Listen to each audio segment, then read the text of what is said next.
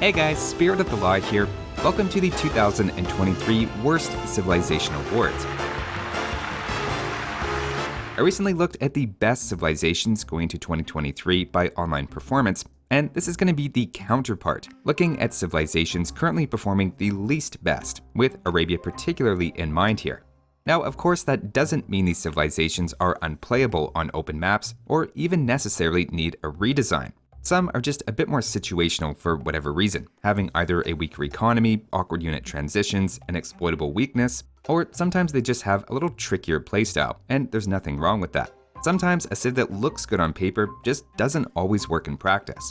Another complicating factor is these civilizations tend to be less popular, and whereas we get tons of games of the top civs against each other, here we're relying a lot more on players getting the civs by random, meaning some of these could maybe be better described as difficult to play without experience, as opposed to just objectively bad. With that, we'll start off with what I'd consider the classic and most widely accepted way to assess civ balance, which is 1v1 Arabia data only including games from players 1200 rated and above over the last 6 months. To give a rough idea, this is the top quarter of ranked players, giving us around 250,000 games to draw from. Starting off at number 5, we have the Bohemians with just under a 45% win rate, which in fairness isn't all that bad. Funny enough, they were recently nerfed, toning down their unique bombard cannon upgrade, probably with the map Arena in mind for that. On the face of it, Bohemians have a decent archery range, getting early chemistry for +1 attack on crossbows and cooler looking arrows, early hand cannoneer, free mining tax, and a discounted blacksmith and university, making it easier to grab fletching, ballistics, and chemistry. On paper, there's a lot of synergy for an aggressive archer opening into above average crossbows, at least you'd think so, and just goes to show how hard it is to predict civ balance. The problem in practice just seems to be a matter of speed, and that they're losing about 60% of games ending before 30 minutes. Franks, Gurjars, Huns, Poles, and Slavs are among their worst matchups, which of course all have good cavalry.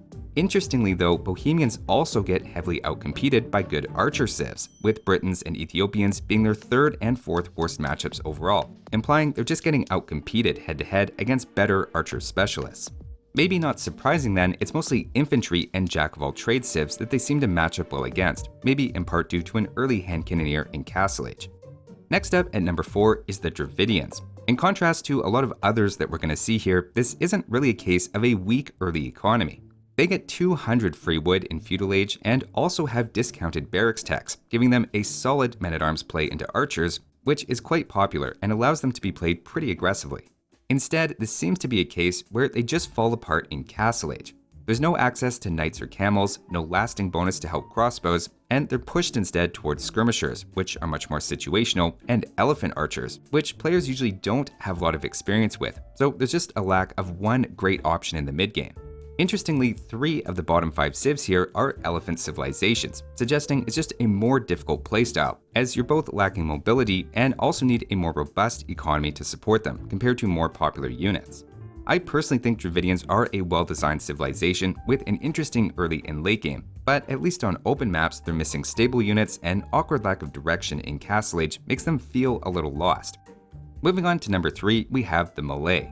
The simplest explanation is their weird, faster aging up speed as their main eco bonus, especially for players who get them by random and don't have a lot of experience with it. If you analyze it in a vacuum, it should lead to a several villager advantage, saving a lot of town center work time, but anytime you mess with the timing of a core mechanic like that, it's just going to throw people for a loop and make them feel less comfortable to play. On top of that, they specialize in infantry and battle elephants, giving them some issues with raiding and just an extra layer of confusion for players used to the more standard crossbow, knights, and camels. In this case in particular, I really don't think it's a matter of being weak, and their elephants in particular can give amazing value, but again, it's just inherently a more challenging civ to play. Even in the late game, where you'd think goldless two-handed swordsman would shine, in practice it just ends up being a difficult transition. And even in very long games, when that should be coming into play, they still end up losing more often than they win. Next up at number 2, we have the Bengalis, who were neck and neck with the worst civ, but the most recent data puts them just slightly ahead.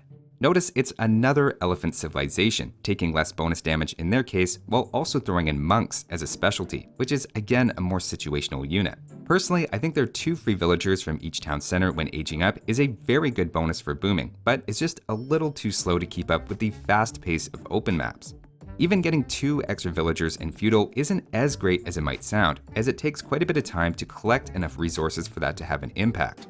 For example, it takes about 2 minutes in feudal age for those 2 villagers to collect enough extra resources for 1 additional scout. So it's not that aggressive of a bonus. And again, they're also missing knights, restricting your choices. The tricky thing about Bengalis is they're pretty decent on closed maps, actually top 5 recently, so it seems unlikely they're going to get a large buff. That said, I wouldn't be shocked if their chariot unique unit was tweaked at some point, as it seems like it's supposed to address their lack of knights and cavalry archers on open maps, but is a little too exploitable by skirmishers in particular to feel great in that role. But finally, with the top, or should I say bottom spot at number 1 is the Koreans. Fun fact, this makes all 4 of the bottom performers technically naval civilizations, which maybe speaks to the fact that there isn't such thing as a worst civilization, but just ones that are being played on the wrong maps. As we've seen several times already, their biggest issue here is just that they're too slow to get rolling.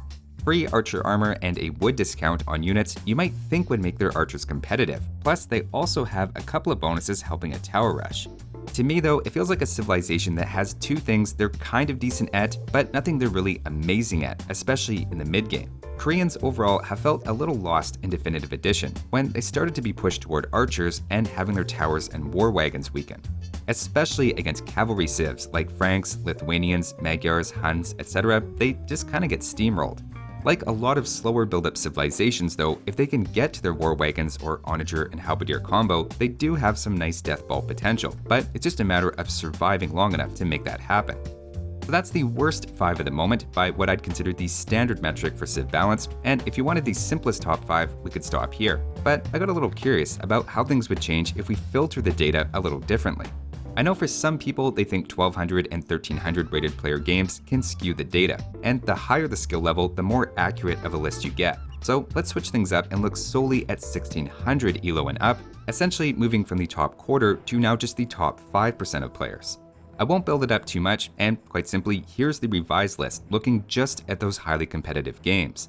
Notice 4 out of the 5 in the list we just looked at are the same in a slightly different order, which maybe isn't incredibly surprising given the first list already included these games. Notably though, Sicilians now make the list, and Malay are nowhere to be seen as they actually jump 8 spots higher, or lower, whichever one in this context means they're performing better. To me, this reinforces the idea they were underperforming due to a tricky playstyle, and not that they're inherently weak.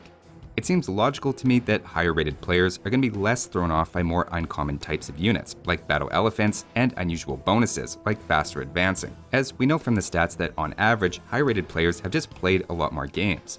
Getting back to Sicilians though, it's interesting to see them here as they've recently been nerfed a couple of times, with a more expensive unique tech, and a reduction in their bonus damage negation being the most notable. The main idea is their Cavalier can be very strong with extra armor and ignoring some bonus damage, but are difficult to get to on Arabia especially. Keep in mind, we of course get into sample size issues here, so I also wouldn't take this as gospel, though given their lack of a strong eco bonus, it's not necessarily a big surprise to see them near the bottom of the list. But now let's flip things around, and instead of the top 5% of players, which was admittedly almost exactly the same list, what if we switch to the lowest ranked players and see which civilizations aren't working best for the bottom 50%, so anyone under 1000 ELO. I am going to anticipate a criticism here and exclude players who are under 500 rating though, as I know some people will argue you get to a point that civ bonuses have less impact and only add noise to the data. In this case, it doesn't actually change the order of the list by doing that, in case you're curious, but I did filter those out. Looking at the new bottom 5, notice Malay, Dravidians, and Bohemians greatly improve, no longer landing in the bottom 5 at all, though sadly Koreans and Bengalis do make an appearance yet again. Let's look at the new additions though. Starting at number 5 for the sub 1000 ELO players, we have maybe surprisingly the Spanish. They're by far the most popular of the 5 on this list, and I'm going to take a stab and say one of the factors for their underperformance at lower levels is that conquistadors become a lot less dangerous with weaker micro.